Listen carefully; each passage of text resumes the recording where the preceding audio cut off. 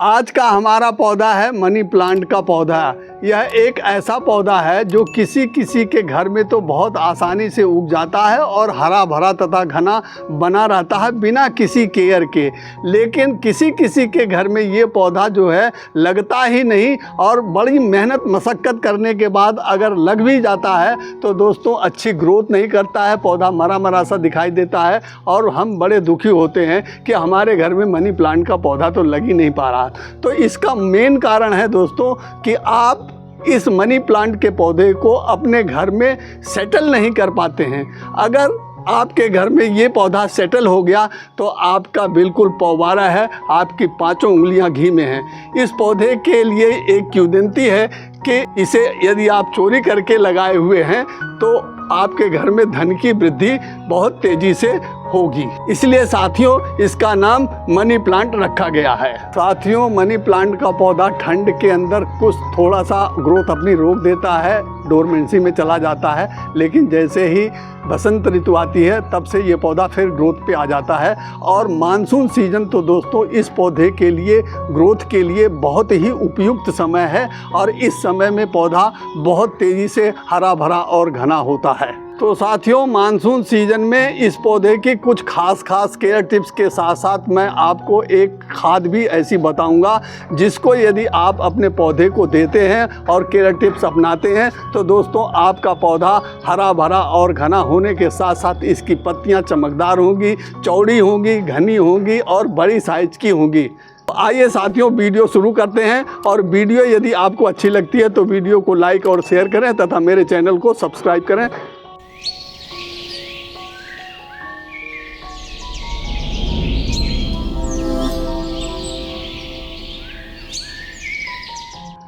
प्रिय मित्रों नमस्कार, आप सभी का मेरे हरे भरे आरबी गार्डन में स्वागत है।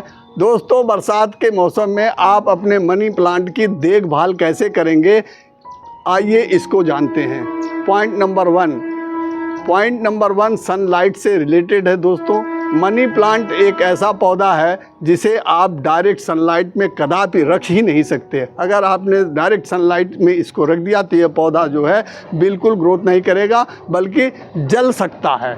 इसलिए आपको इसको ब्राइट सनलाइट में रखना है, यानी केवल जहाँ पे उजाला हो वहाँ पर आपको इस पौधे को रख देना है। पॉइंट नंबर 2 दोस्तों यह प्लेस से रिलेटेड है। आपको इस पौधे को कहाँ रखना है इसकी बात मैं आपसे अब करने जा रहा हूँ। दोस्तों यह इंडोर प्लांट है और आप इसे आउटडोर में भी रख सकते हैं। इंडोर में रखते हैं दोस्तों तो कुछ लोग ऐसा करते हैं कि इसे इंडोर में रखते हैं, 3-4-5 दिन तक रखते हैं, इसके बाद 2 दिन इसको धूप दिखाने लगते हैं, यानी ब्राइट सनलाइट में रख देते हैं। तो ये बात बिल्कुल गलत है दोस्तों, ये फिर पौधा सेटल नहीं हो पाता है।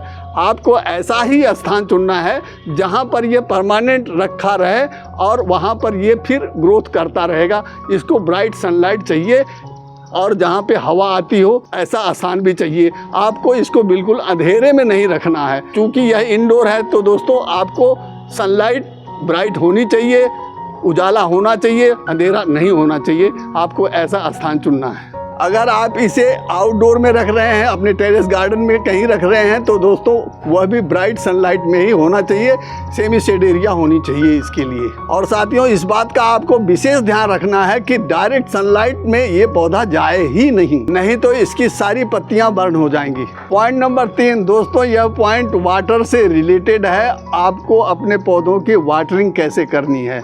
साथियों अगर आपका पौधा आउटडोर में है, सेमी शेड एरिया में है, ब्राइट सनलाइट में है तो साथियों आपको पानी जो है बारिश के मौसम का ही देना है। लेकिन अब कैसे देना है, जब बारिश शुरू हो और तब आपको कुछ ऐसे बर्तन रख देना है बाहर जिसमें बारिश का पानी कलेक्ट हो जाए और फिर जब वो कलेक्ट हो जाए तो आप उसी पानी को फिर अपने पौधों को देंगे। तो दोस्तों बारिश के पानी में जो है बहुत से सूक्ष्म पोषक तत्व और पोषक तत्व होते हैं जिसकी वजह से आपका पौधा बहुत तेज़ी से ग्रोथ करता है और उसमें जो तत्व है नाइट्रोजन वह बहुत अधिक होता है। इस कारण से आपको जो है बारिश का पानी इस तरीके से आप अपने पौधे को दे सकते हैं।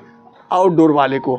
और इनडोर में भी यदि आपका पौधा लगा हुआ है तो आप वहाँ भी इसी तरीके से, जब आपने बारिश का पानी कलेक्ट किया है तो आप वहाँ भी बारिश के पानी को वहाँ पे अपने पौधे को दे सकते हैं।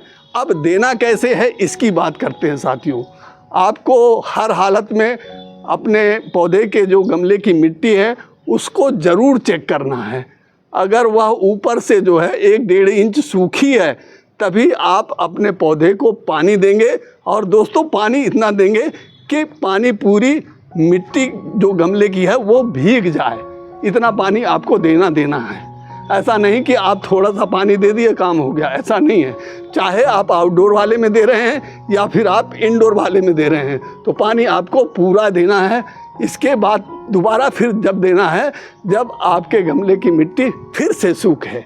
दोस्तों जब वर्षा होती है तो कुछ लोग जो है जो इंडोर प्लांट है उन्हें उठा करके बाहर लाते हैं और बारिश के पानी में रख देते हैं, और जो आउटडोर के प्लांट भी हैं वो भी बारिश के पानी में रख देते हैं। और जब पानी भर जाता है तो फिर इनको जो है उठा करके फिर अपने निश्चित स्थान पे ले जाके रख देते हैं। तो दोस्तों यह गलती आपको बिल्कुल नहीं करना है।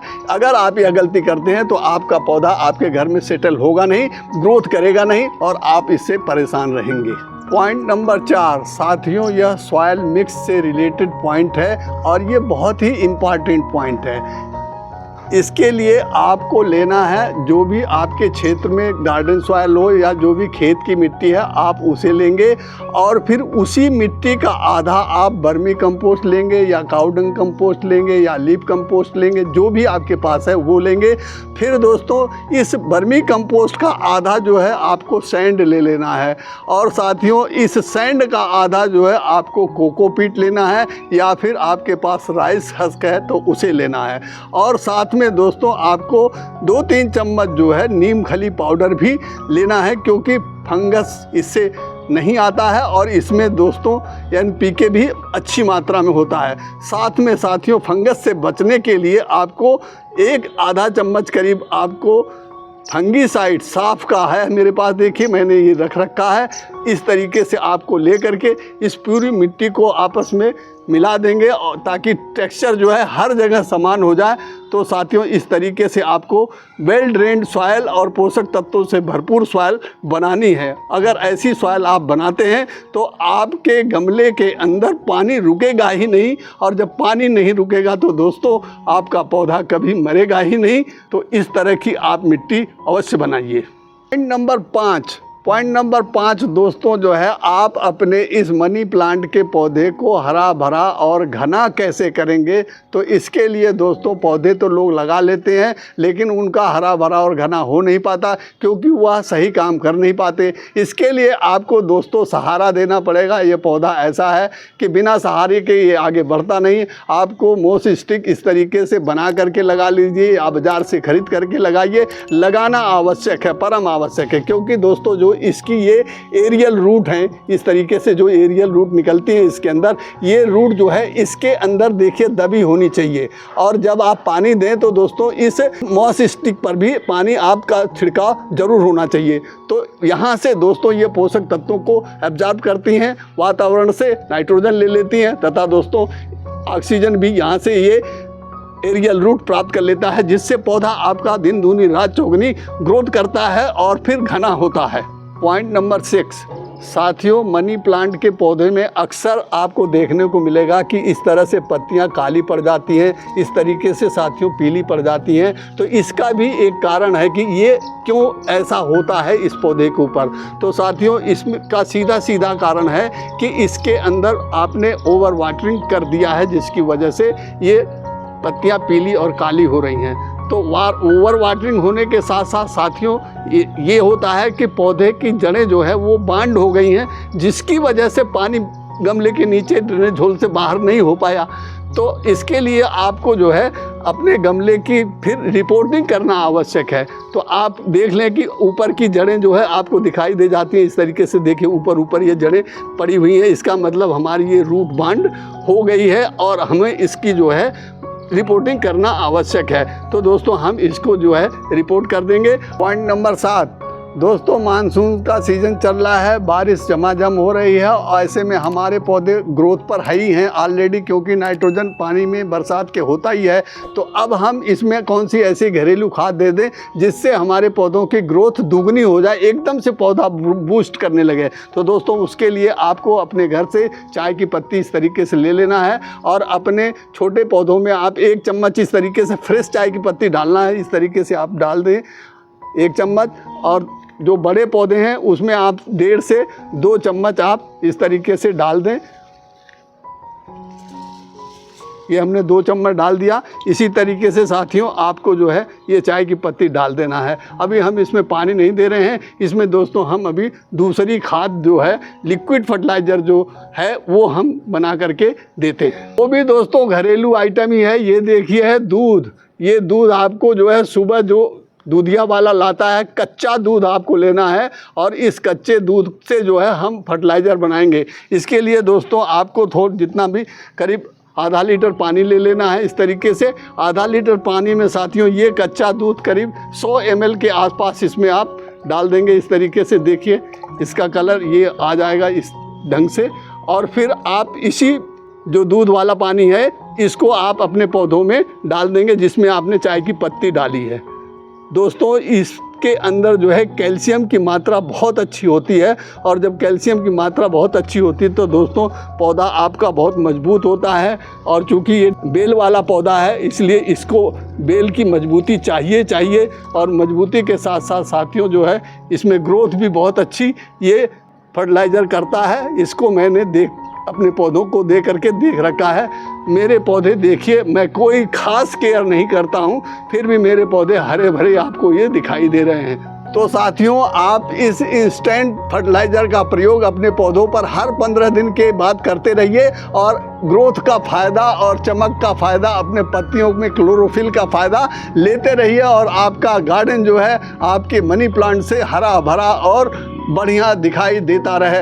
तो दोस्तों मेरे द्वारा यह जो जानकारी दी गई है आपको मनी प्लांट के बारे में वह आपको अच्छी लगी है, वीडियो आपको अच्छा लगा है तो मेरे वीडियो को लाइक करिए, अपने दोस्तों में शेयर करिए तथा मेरे इस चैनल को सब्सक्राइब करिए। मिलते हैं नेक्स्ट इन्फॉर्मेटिव वीडियो में, तब तक के लिए दोस्तों हैप्पी गार्डनिंग।